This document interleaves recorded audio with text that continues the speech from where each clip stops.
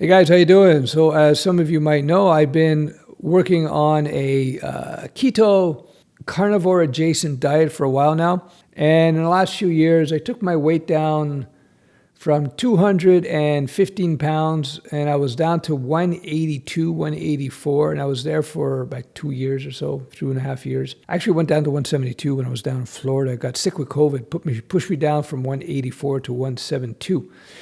And I did this mainly through intermittent fasting, low carb, and keto diet. I wasn't strict, but I reduced my carbs by quite a bit. So it was good. And I reduced my body fat according to my fancy scale. I got my body fat percentage down to 17%. Why am I doing all this? Is it just pure vanity and aesthetics? No, it's for health. I'm getting older, and you want to get the fat out of your body because it puts unnecessary pressure on your body, on your internal organs and stuff. You got all that fat in there, squeezing your organs. I achieved this through low carb, intermittent fasting, moderate exercise, like walking 10,000 steps a day, that kind of stuff. So I decided I was going to try the bodybuilding route, not to become a bodybuilder, but just to try to build more muscle, which is beneficial. More muscle on the body, the more energy you will have, because as you create muscle, you create mitochondria, as far as I recall. And mitochondria are the little energy centers, little power plants in the body.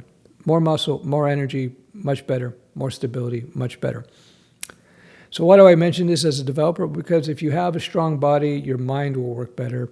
If you are in good shape, you're going to have more energy, you're going to think more clearly, you're just going to be more productive. So I went on the bodybuilder's diet, trying to introduce more carbs into the body to give me energy so I can lift weights and have this be stronger.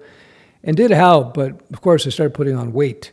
I put on some muscle mass, there's no question about that, but I also put on some fat as well. So it's an art form, right? It takes a lot of discipline to track your calories, track your steps, track your exercise, not consume too many calories, not consume too many carbs, etc.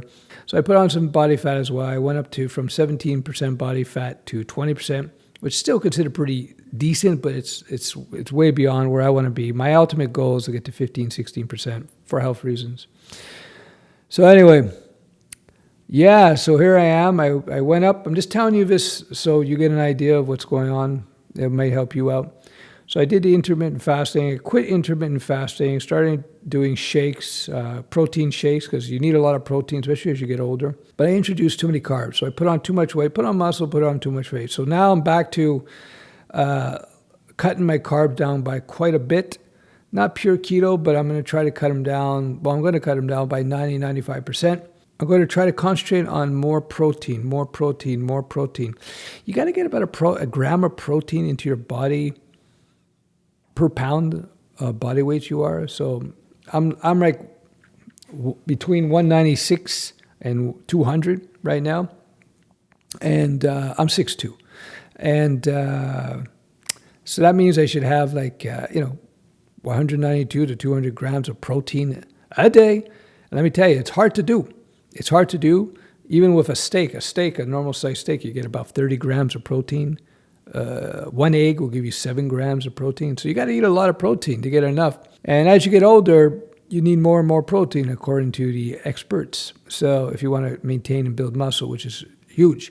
So anyway, I'm doing a modified keto, modified intermittent fasting, where I'm going to really concentrate on hitting the proteins hard, cutting the carbs down, and I'll let you know how that goes.